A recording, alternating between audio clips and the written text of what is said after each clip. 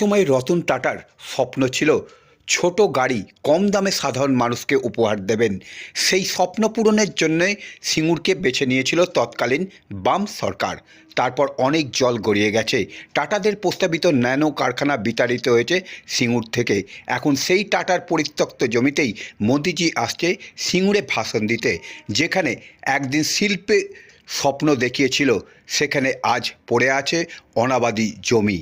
প্রশ্ন উঠছে, এই মরুভূমিতে দাঁড়িয়ে তিনি কি করবেন? তিনি কি স্বীকার করবেন যে সিঙ্গুরের টাটা কারখানা না হওয়ার দায়ে তার দল সাময়িকভাবে দায়ী? বাম আমলে শিল্পনীতির বিরোধিতা করতে গিয়ে রাজনৈতিক সংঘাত তৈরি হয়েছিল তৃণমূলের সাথে বামেদের। আর সেই জন্যই কি কোনো আত্মসমালোচনা শোনা গেছে প্রধানমন্ত্রীর কণ্ঠে? নাকি এই সফর হবে নিছকই রাজনৈতিক খেলা?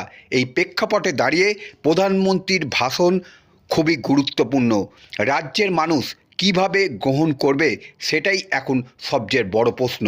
তবে এলাকার মানুষ অন্য কথা বলছে। তারা বলছে টাটা মাঠে শিল্প হলে এলাকার রূপরেখা পাল্টে যাবে, এলাকার অনেক উন্নয়ন হবে, ছোট থেকে মাঝারি ব্যবসায়ীরা উন্নতি করবে। সেই রকমই বললেন এক ঘুগনি ব্যবসায়ী। তিনি কি বললেন সেটা শুনে নেব। তাহলে কি বামেদের শিল্পনীতির পথেই হাঁটতে চলেছে সিঙ্গুর? আগামী 18ই জানুয়ারি মোদিজির ভাষণের দিকে তাকিয়ে আছে রাজ্যবাসী। কোথায় এসছো, মানে জায়গাটা কি? এটা সিঙ্গুর টাটার কারখানা হতে বন্ধ হয়ে গেছিল। আচ্ছা, আবার সেখানটায় মিটিং করা হবে, মোদিবাবু আসবে, মিটিং করবে। সেই মিটিংয়ে আয়োজন করা হচ্ছে মিটিং হওয়ার জন্য। তা তুমি কি জন্য এসছো, সব কি নিয়ে এসছো? আমি ঘুগনি নিয়ে এসেছি। হ্যাঁ ঘুগনি আর এই মুড়ি হ্যাঁ, দিয়ে দিলে ঘুগনি মুড়ি যদি খায় বিক্রি করতে এসেছি। না সে তো মিটিং হলে প্রচুর লোক আসবে, তখন প্রচুর দোকান বসে, ঘুগনি মুড়ি বিক্রি হয়। এখন তো 4-5 দিন বাকি। এখনও তো লোক অনেক সংখ্যা দেখতে পাচ্ছি, প্রচুর লোক। যার জন্য দেখছি ওখানে গেলে একটু বিক্রি হবে, বেশি হবে, সংসার তো বেশিটা চলবে। অন্য সময় ঘুরে ঘুরে দিয়ে এক জায়গায় অনেক লোক পেয়ে যাচ্ছি, যার জন্য এখানটায় লোক জমেছে, এখানটাতে এলাম।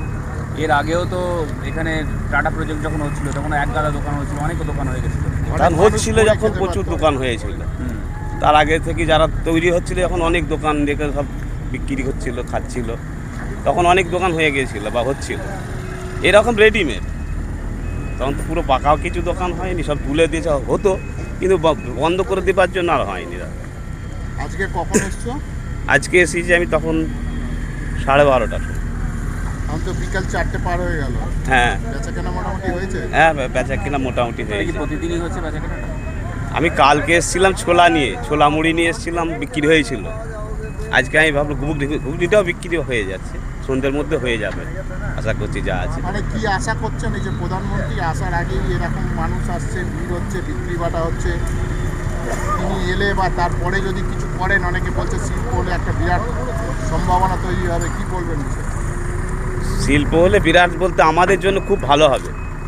আমরা যে আশপাশের মানুষরা আছি, আমরা গ্রামের মানুষরা আছি, আমাদের জন্য খুবই ভালো হবে। মানে কাজ পায় আর না পায়, কিছুটা এই বিজনেস করেও সংসার চালানো যাবে। কাজ যারা করার করবে, আমরা তো এমনিগুলো তো কিছু কারবার করতে পারবো, কারবারি লোকেরা কিছু কারবার করব। এ নিয়ে মানে শিল্প হলে তো বহুত আশা, মানে বহুত কিছু উন্নত হয়ে যাবে। তোমার নামটা? আমার নাম জলেশ্বর। জলেশ্বর কি? জলেশ্বর আহিরি। আহির? আহিরি। আহিরি? হ্যাঁ। কোথায় বাড়ি তোমার? বাবনান বাজার। এখান থেকে কত কিলোমিটার দূরে? 4 কিলোমিটার। 4 কিলোমিটার। ওই হিমাদ্রি যে কেমিক্যাল আছে ওর পাশে।